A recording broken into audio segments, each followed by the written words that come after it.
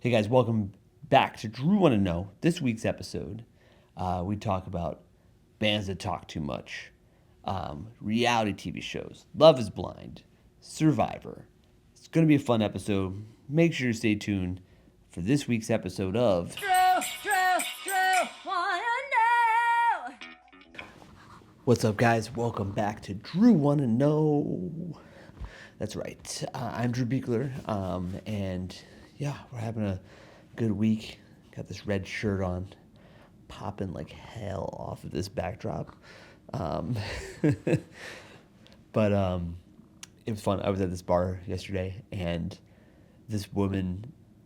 I just watched this woman like ask this guy if he's seen Iron Man 1. And the guy goes, "Nah, I haven't seen Iron Man 1. Never been really interested in the Marvel universe." And then this lady's like, "You gotta see Iron Man 1." I'm like, "It's good. I like Iron Man 1, but like the amount that she's like, she's like, it's a cultural thing that's still relevant today." Like, and I'm like, "What are you talking about?" Did you see Iron Man 1?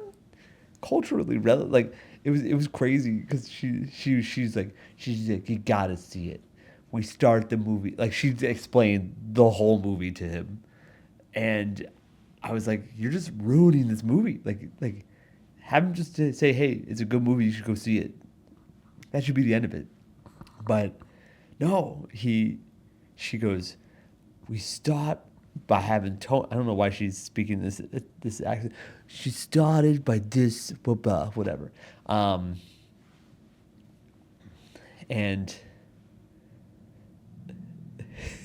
he goes, she's like, so we start with Tony Stark, and he, we kind of hate him. He's a dick, right? We don't like him at all, and then he's like humbled, like tortured, uh, by I feel like she wanted to say Middle East people. Like she immediately was like trying to find the right word to say 'cause she didn't know what like the race of the people that were taking him over and like imprisoning him and all this kind of stuff. And so she starts saying Middle East people. And she flips out and goes, no, no, no, no, no, terrorist people. And which was fun to watch her fumble through that whole situation. And then she's like, and he's humbled. And then we start to like him. And then he becomes the hero that we want him to be. You're just explaining how character arcs work. Like he's like, at first we didn't like him, no sympathy, but now we love him, and he's a hero, and we're rooting for Iron Man now, and and oh, it was so much fun because usually you only see dudes doing that to women. Um, you just see on the train just someone. I feel like I probably do it to my fiance too, where I'm just like over explaining something that I'm excited about, and it was super fun to see it the opposite way. It was like she was like mansplaining Iron Man. I don't think that that's really true. No, she was explaining it, but to explain it to the point where he seemed very bored, and she seemed very excited about it. So it was super fun. It was super fun to watch that happen. And if you guys have not seen Iron Man, one, go watch it. It's pretty good. It's culturally still relevant today. Um, we that was super fun. That was a fun time. We my fiance and I we went to Spain for Primavera Sound. We go for every year for the last 4 years. Super fun. Can I just say I think like bands they need to limit how much they talk to the audience in the sense that make sure your story is good, you know, or a relevant story. We were at Primavera Sound, and this guy goes, we were watching his set. He goes, yo, Primavera, Barcelona. Let me tell you about this outfit I have on. And we're all like, oh, what's up with the outfit? Your grandma gave it to you, and now she passed away, so it's very meaningful to you. he goes, he goes, the airline lost my luggage, And then everyone just boos, boo, boo. And he goes, and I had to buy this here. And that was the story. He just he just told us that he had to go shopping for this outfit. He's acted like it was the biggest deal. Like he just handed us like Romeo and Juliet. And I'm like, are you out of your mind? You just went shopping. That's not. This is nothing. No one cares about this. Also, can we just say this? I know it's frustrating when you lose luggage at an airport, right? And they don't have it, right? It's frustrating. But the sheer convolution of the way that checking a bag on an airplane works, isn't it like mind blowing that you ever get your bag ever makes it to where it's supposed to be, especially if you're changing flights, it just knows how to go. Like I know we have a whole computer system and they do all that stuff now. It's like a lot of automation that way. But can you imagine like a while ago when it would where they didn't have that? Like it would be a miracle that you got that your bag. You like if you checked a bag, you might as well have been like, well, this could go anywhere. We'll see you later. We don't know. And it's I don't I didn't get the automatic booze of the airport. That could just I think about that all the time. It's very frustrating when you lose your luggage. I know that. What I'm saying is I think it's kind of a miracle that we ever get checked bag luggage on the right plane. I don't know. It seems so convoluted, and there's so many bags and so many conveyor belts and trucks. I don't know. It's crazy. I think it's crazy that ever happens. Another fun story, but we went to another thing and we were doing a thing in Europe where we saw one of my fiance's favorite bands, London Grammar. And again, I don't know much about them, but they were good. Lady had a good voice, and yeah, it was pretty good. It was a good show. There was one part where the guitar player starts trying to, like, it was in Amsterdam, and then the the lady just goes. It's not the lady. Sorry, the guitar player is trying to make like this statement about how they love London Grammar loves Amsterdam, and it was just like this long story where he like lost the narrative like midway through. And like we do that, like we've all been in a situation where we've like been talking to someone and we just like kind of we were rambling and we're like, oh no, I have no way out of this. But that's usually in front of two people. This guy did this in front of like probably like 12,000 people. And you can feel in the room everyone's like, yeah, let's wrap this up.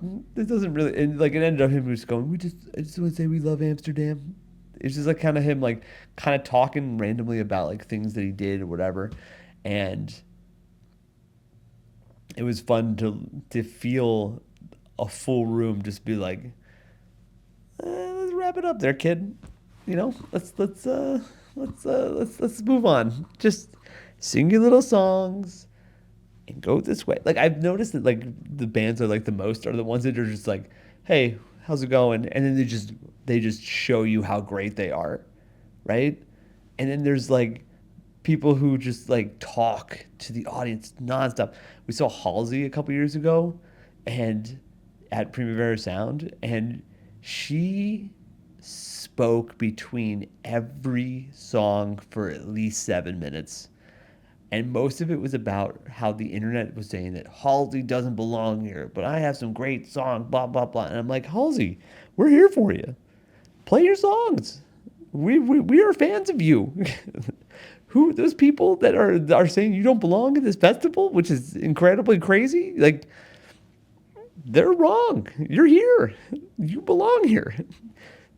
Show us these songs you keep talking about. Like she kept going on about how great her whole like discography is, and I'm like, I don't know who you are, Halsey. Just go.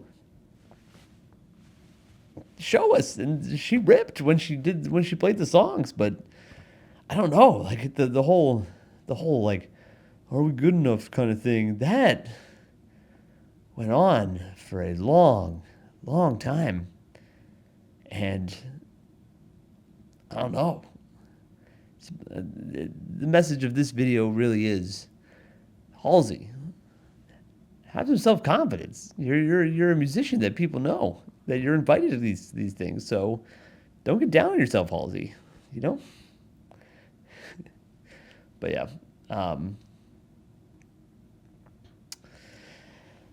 yeah, but traveling's super fun. We're doing all the traveling for our wedding is coming up. I just bought a ring, which I'm concerned about in the sense of I don't know how well I'm going to adjust to having a ring. You know, it's a thing on your finger constantly. I'm like, my fingers, they're free. I don't know if you've noticed, but I have some pretty cool hand gestures. And maybe the weight will be off or something. I don't know. I'm worried I got it too big or too small. I went to a couple jewelry places. I walked into like Catburn and just was like, hey, I have to find a ring. What's my ring size? And then they're like, oh, so you want to look at rings? I'm like, I found a cheaper one online. And you just walk out. But I don't know. I'm asking people. I've asked a couple people like, do you get used to rings on your finger? And like, I guess so. But I'm worried about losing it. I feel like I'm gonna, and it's gonna be the thing. But I got a platinum one because I feel like I like the idea of walking around with platinum on me. Like, oh, I'm platinum all day. Yep, that's what I thought about getting an opal ring for a second, but I decided against it because I feel like it was cool, but like not cool enough. I feel like I would have got over it in a week. You know how like you see something and you're like, oh, this is cool, this is really cool, but then after a week you're like, that's enough of this. I've also heard that opal's very like it'll break and stuff, so it's just not a great thing to necessarily make a ring out of, or it'll diminish, it'll go away, it'll fade over time or whatever. So bummer. It looks cool. I like to do my opal hunters on Discovery. That's big solid. But I know we're watching Love Is Blind season 8. I know I'm probably late to the party, but I don't know why anyone goes on that show. Like, aren't they? They're getting sued right now, aren't they? Like, why are you still going on this show that clearly everyone gets hurt on? There's one or two people that get married, whatever, but like most people on the show are sad at the end. And I don't know. It just seems like every dude I don't know why any dude goes on that show. They're all just like picked apart, and also like things come out about they're all shitty dudes. Almost all of them. Or it's like they're all like, oh, we're at the club. They're always at the club. Don't go to the club if you're going on that show. Just stay away from the club, because you're gonna run into other people from the pods there, and then your fiance's gonna be at home all sad that she's not there. Know that the other people are at the pods because they go out on Instagram, and because apparently everyone in Love Is Blind is very heavily in the Instagram community, and they're gonna find out. That's how every season's gone. At least one couple, one of the significant, mostly the dude, will go out, go to the club, be around other pod people, usually the person that they were into in the pod, the other person, and it'll just go on from there. And I would love Nick Lachey and Vanessa Lachey's. Vanessa Lachey? I should know that. I would love their job. They say, hey, welcome to Love Is Blind. They leave. They seem to just kind of they go to Honduras. They say, oh no, Love is Blind is now in Honduras. And then they come back, they're like, oh, we're back at this other place, so hooray.